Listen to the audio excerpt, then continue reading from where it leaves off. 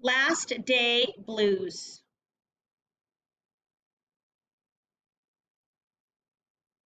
On the Monday morning before the Friday that was the last day of school, Mrs. Hartwell took attendance. She sighed as she called out the last name. "I'm going to miss all of you," she said. The kids nodded in agreement.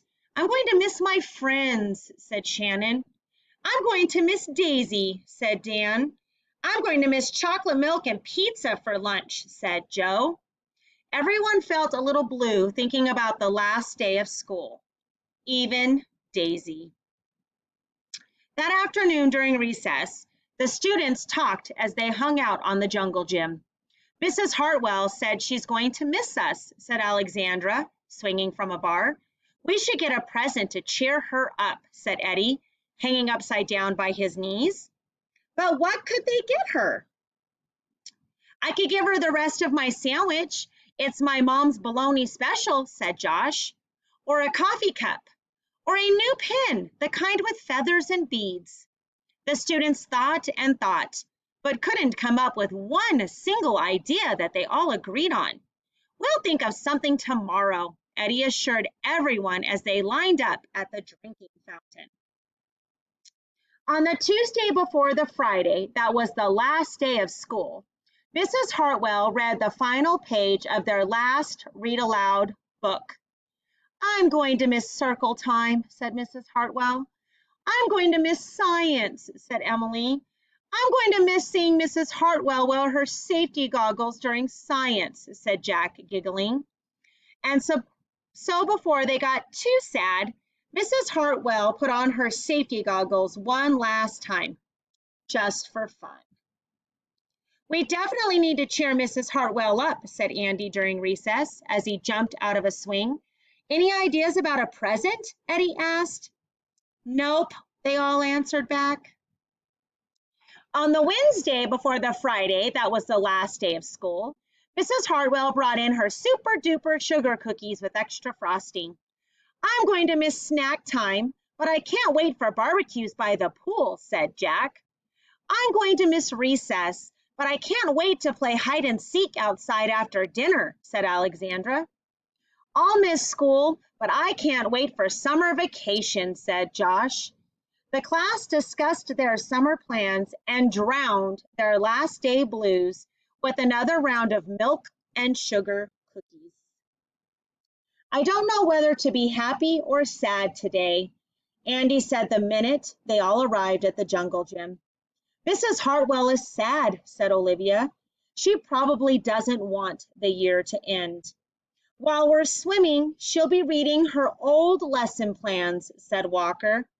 "And while we're playing, she'll be trying to remember the fun times we had this year," said Dan. And that's when an idea zipped, zipped, zipped, and zinged through Eddie's brain. "I know exactly what will cheer her up," Eddie said, jumping down from the jungle gym.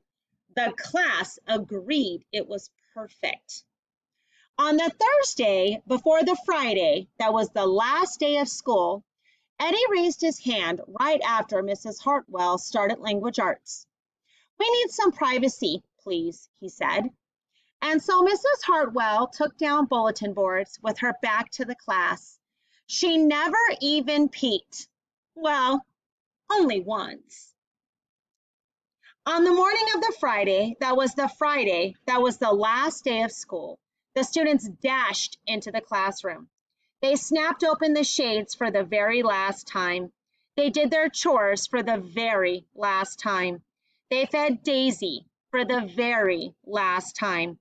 And as soon as the bell rang, they couldn't wait for Mrs. Hartwell to see her present for the very first time. The last day of school makes us so blue. We'll miss recess and pizza and reading too. We'll miss Daisy and cookies and friendship true. Snack time and science and learning new. We'll miss spelling bees for our test review and groundhogs that play peekaboo. The year's been great, a big wahoo. There are many things to miss, it's true, but mostly what we'll miss is you.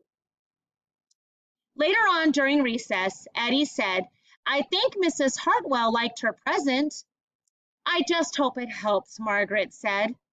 Poor Mrs. Hartwell, they all said sadly as they pictured their final goodbye. Teachers must hate the last day of school. And then it was time. The bell rang. Goodbye, the students called as they rushed out the door.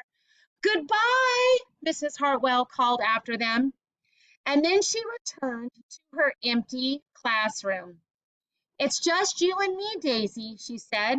I'm sure going to miss them this summer, but I can't wait for vacation.